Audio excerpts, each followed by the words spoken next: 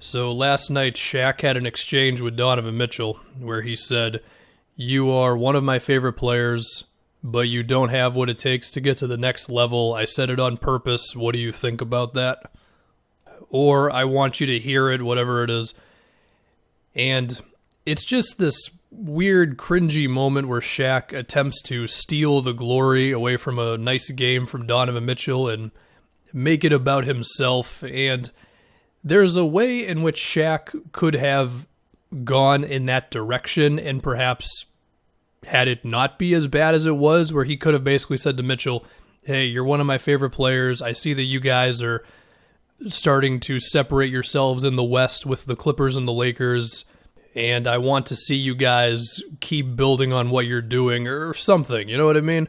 There's a chance that Shaq just simply messed up in real time. That being said, you got to do better than that. Now, could you stretch this out to NBA media and have some sort of conversation about narratives of star players and whatever the hell, and the hate watching that Daryl Morey has said and I've seen other people say? I think there's something there, yeah. Honestly, this is why I think Skip Bayless is unfortunately one of the most influential sports guys of the last whatever years. Being a troll works in sports media to the point where you can sometimes become bigger than the sport itself. Now, you could also say that I'm contributing to the problem by talking about it right here. Now, obviously, I'm not talking about it positively, but I'm still continuing the circulation of this, granted at a much smaller scale than media people and if any other YouTubers talk about this. And that's not to say we can't criticize athletes. I think there's clearly a right way and a wrong way to do it.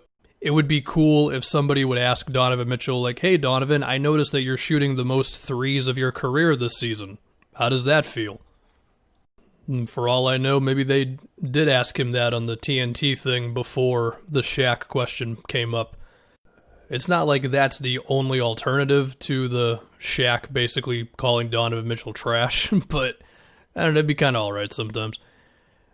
I guess another thing to say about NBA media, and maybe I'm just accusing TNT of this one, I feel like this is kind of in the same ballpark as Shaq, where it's like either a disdain for the modern game or just not understanding it as much, where it's like every time a mid-range jump shot goes in, Chris Webber does this spiel about analytics, and it's like, bro, analytics don't say never shoot mid-range. They simply say if you don't shoot at least, 45% or so on mid-range jump shots, you probably shouldn't take that many. It doesn't mean you can never shoot it. It just means you should not make it the main thing of your game.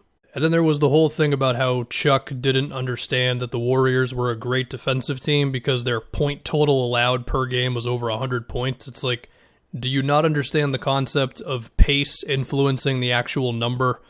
And the stat we should actually look at for teams' defense is defensive rating, because it puts everybody on the same playing field of points allowed per 100 possessions.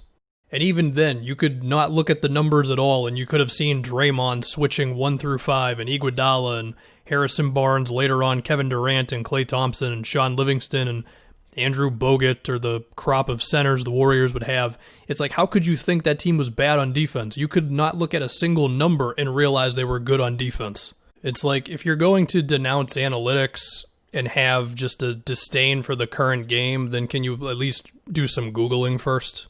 I mean, hell, Reggie Miller had this one thing where Kyle O'Quinn had a nice couple of minutes to open up the game, and he asked what his plus-minus was. The game was 5-3. His plus-minus was +2.